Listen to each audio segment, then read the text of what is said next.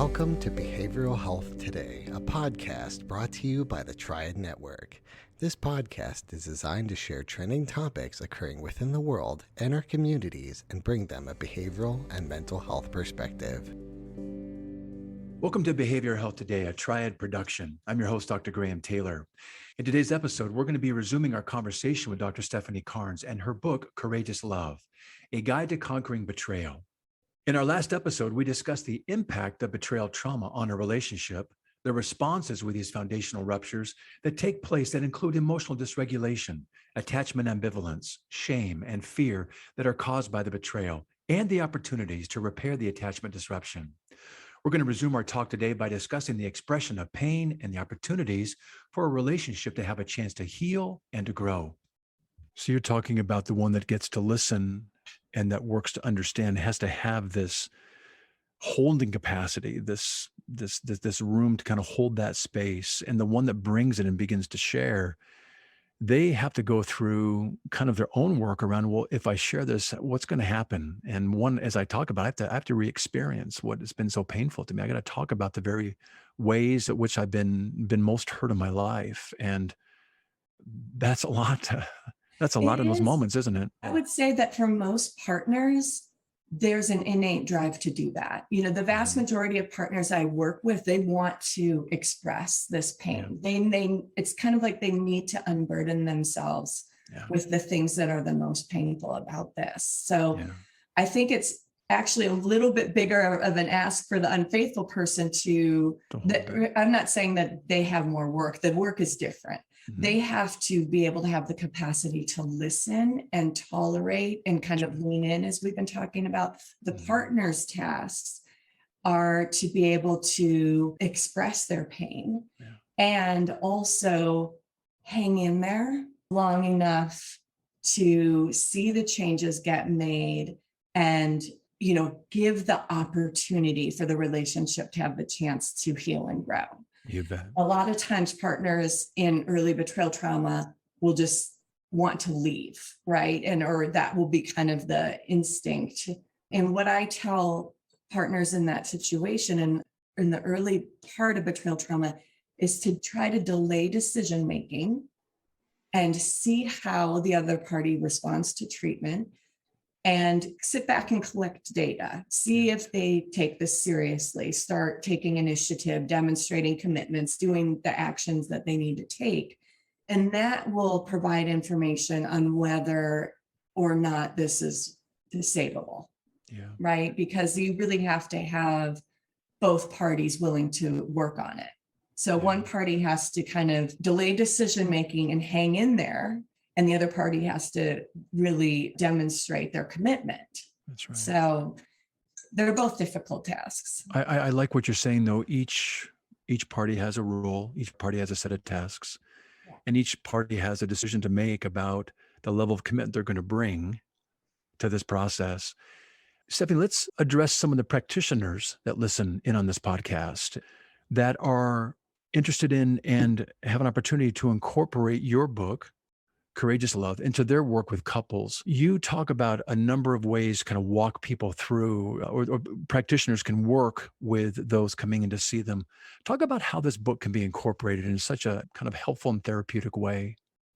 I use this book in the CSAT training, Certified Sex Addiction Therapist training, where I teach about working with couples through this process. So there's a lot to it because it includes not only a lot of education on betrayal trauma, but also the facilitated disclosure process, because that is a very dicey part of healing for couples with betrayal. Because as you can imagine, a new partner that's just made discoveries, they want to know everything, right? They want to know sometimes down to the littlest, most painful detail of everything that their partner has done. And so it sets up this very negative dynamic of the partner asking, pursuing for information, and the other party trying to get out of giving that information, and all the distrust of, is there more and what else is there? And oftentimes even imagining it to be much worse than it is, right? And so it's very helpful if the therapist can move in and provide a very safe environment for couples to do a disclosure. And so there's two therapists involved typically. The partner has their own therapist, the unfaithful party has their own therapist. But we'll just use addicts as an example for this. So if it's an addict, they will craft a statement that summarizes their behavior with the appropriate amount of detail. So basically that's clear facts that isn't going to leave the partner guessing about what happened without the painful details as part of that. And they organize it in a very clear fashion that is easy to follow. And typically what happens is that the disclosure is scheduled so that there's a lot of support in place that week. Typically, they don't necessarily stay in the same home, typically stay apart if possible. The kids can go with grandma or what have you if they can. And then there's support in the evenings. There's numerous therapy sessions throughout the week. So it might look something like, let's say Monday morning, all four come together, the two therapists and the couple. The couple does disclosure, which I'll explain a little bit more in just a minute. And then there's maybe individual session following and then support in that evening. The next day is a couples debriefing session, some individual and more couples therapy throughout the week, and there's support in the evenings. Because if there's not support and there's not a safety plan in place, this can be a very chaotic process, a very dysregulated process. It can lead to violence or hospitalizations, or, it can be very, very destabilizing. So like a typical disclosure, an addict would write out the key pieces of information. And we always include the information that the partner wants to know. So if a partner says, I don't want to know about X, Y, or Z, we always honor what the partner's desires are with that. So if the partner has questions, specific questions, we try to get those answered. And so like a typical format would be the couple comes together, the addict would read the disclosure, and then they would separate. The partner and the partner's therapist would debrief and process, and then the partner would invite the addict back in for questions if they wanted. So it's very structured and contained and supported. And so I know that that's a lot for just like a 5-minute but what you're describing, description. what you describe, I think, is a very essential piece. You describe it in your book as a formal therapeutic disclosure, and it's highly supervised, and it's really a controlled process to make it a process that can be kind of growth and reparative and trust building in its nature, versus the inherent chaos that can come out of it if it's not controlled. Exactly. So I love, I love the structure being put around it. It's really some good safeguards that are put into place.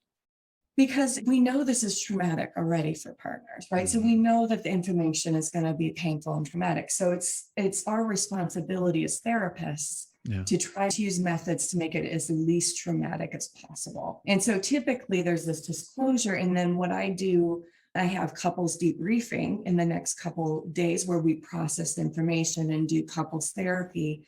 And then in the next couple of weeks, what I typically try to do is an impact letter on the part of the partner in which they share how this has impacted them. Some of the pain points, what has been most painful for them, how their experience of this disclosure, how it's impacted their sexuality, how it's impacted their self-esteem, some of the consequences that they've had, how those have impacted them. You see that being part of some of the grieving that needs to take place, both for the person individually, but also for them as a couple.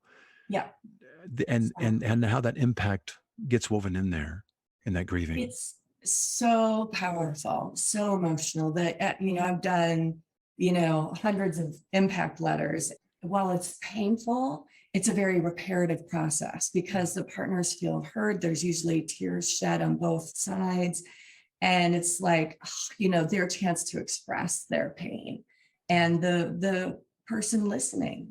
And that's really important that they feel heard, because really, when you're working with couples, you want to get to some closure around this, right? Because what happens typically with couples struggling with this that aren't receiving treatment is these issues go on forever. Oh, in that a wound coupleship. stays open, doesn't it? It just is forever. Oh, yeah. And that's not a positive place for No. a couple to be. You want to get the pain out and deal with it. Yeah. So, and get some closure around it so you can move on. Yeah. Right. And it's not forgetting, but to get to some level of forgiveness, Right. make the shifts needed in the relationship to rebuild the trust. Yeah. We'll be right back after word from our sponsor. Behavioral and mental health professionals provide critical support to our communities in a time when our communities need it more than ever. But they need support too, to continue their education, to connect with colleagues, and to advance their career. And so we've launched Triad, the hub for behavioral and mental health professionals. At Triad, you'll find education, community, and career resources for both current and aspiring behavioral and mental health professionals, all curated specifically for you and all for free. Visit us at hellotriad.com/BHT to register for your free professional account. Again, that's hellotriad.com/BHT. Come join the community today. Yeah, that's really good. You're talking now kind of as I get that pain out, as I begin to work with it in therapeutic and healing ways that includes understanding the impact and building empathy and taking responsibility, honesty, all those things. You're talking about a couple then getting to move to a place where they can begin to create a plan for a healthier, increasingly intimate relationship with one another. Take us into that phase of the work. Yeah. So, what I encourage my couples to do is to do a lot of work on the betrayal early on, right? Because that really takes precedence because it's so painful and so present.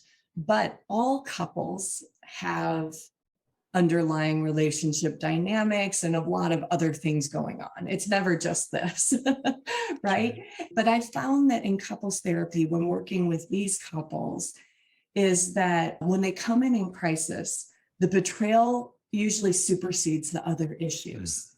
So I typically do the betrayal trauma sensitivity training, disclosure if needed. Not all couples need disclosure because their partner may have all the information or may not want the information or what, there can be many reasons for that.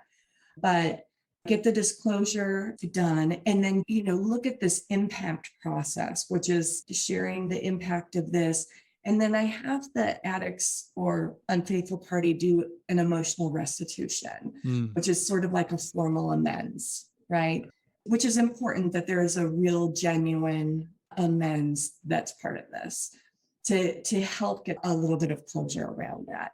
So once you get through that process, then it opens up to be able to start rebuilding the friendship, presenting a united front to your friends and family, rebuilding emotional and sexual intimacy, dealing with the other underlying dynamics of the relationship. There's always family dynamics or communication dynamics and that are part of any couple.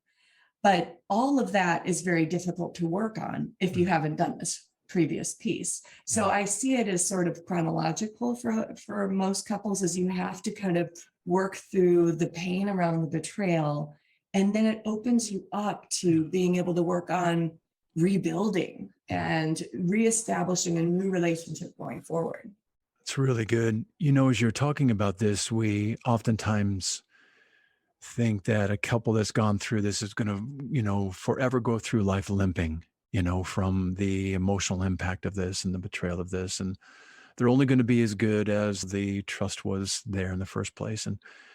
But what you're talking about here is this whole concept of resilience and how couples can actually be stronger through the honesty, through the wounding, through the healing.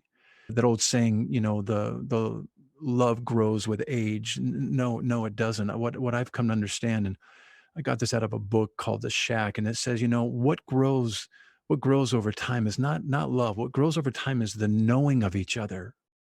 And love is just the skin on the outside that expands to hold it all together in an accepting way. And what you're talking about here is if couples can go through this, they're not just going to be learning how to limp, properly in life, they're going to be resiliently stronger and maybe even appreciate some things in life. Bear with me. Than those that may not have gone through something like this because of what they've worked through. Speak to that for us. I can't tell you how much I agree with you, because I've seen so many couples that get to like year 4 or 5 that get to the point where they're looking back on this and going, God, if we hadn't have gone through that, we would have never gotten to this point together. We would have never reached this level in our relationship. Yeah. So it's an opportunity. And I tell my addicts who they feel so hopeless. They feel like, a piece of crap, they feel Absolutely. terrible Oh, yeah. about themselves, about their abilities. And I tell them, recovering addicts can make great partners. That's right. You guys are learning the skills now to be great partners. So good. And the more work you do, and this goes for the hurt partners too, is the ones that do the therapy. And most of the times these people are in groups, they're in, individual, they're in couples therapy, they're working hard. The successful people work hard, and they are learning the skills to be more vulnerable, to be able to tolerate a higher level of intimacy, to live in integrity. That's right. In a way that they never have before. And so they actually get to a whole nother level.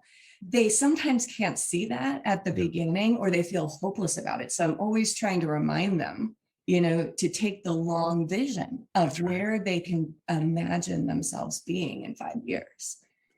It's truly hard to imagine that you could be stronger and healthier, more intimate, and kind of emotionally muscled and more resilient out of a time like this. But that is the truth. And therein lies the hope from leaning into work like this that you're encouraging, and kind of giving this step-by-step approach through your book for people to do, and the treatment that you provide. So that's really awesome.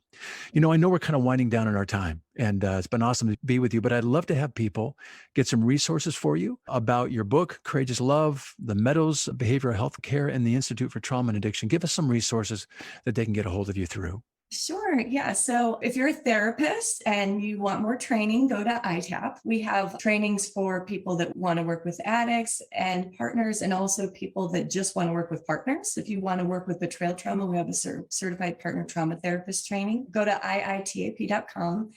If you are looking for resources out there, you can go to sexhelp.com. There is treatment centers. There's a therapist locator. If you want to find somebody that's been certified, you can type your zip code into that and find somebody in your area that's been certified in this work. If you're looking for residential treatment, I recommend the Meadows. Great. We have a men's unit and a ladies unit for people with all types of out of control and problematic sex and relationship issues. So that's Willow House and Gentle Path. And Courageous Love, you can get on Amazon. It's available. So it's awesome. That's terrific. Well, Stefanie, it's been great to be with you again. It's always great to have you back on the show. And thank you for joining us and sharing your book with us and the treatment approach that you bring. Thank you so much, Graham. Nice to meet with you today. It's been great. I also want to thank our listeners for joining Stefanie and me today. I always appreciate you being with us.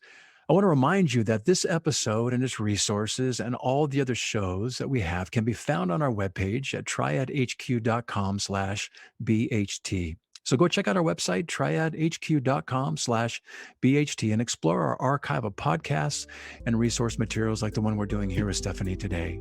Thanks again for being with us on the show, and we look forward to having you back with us next time on Behavioral Health Today. We appreciate all the support from our community, and if you like our show, one of the best ways you can support it is by giving us a 5-star rating and leaving a review. Behavioral Health Today is a podcast part of the Tribe Network, all rights reserved.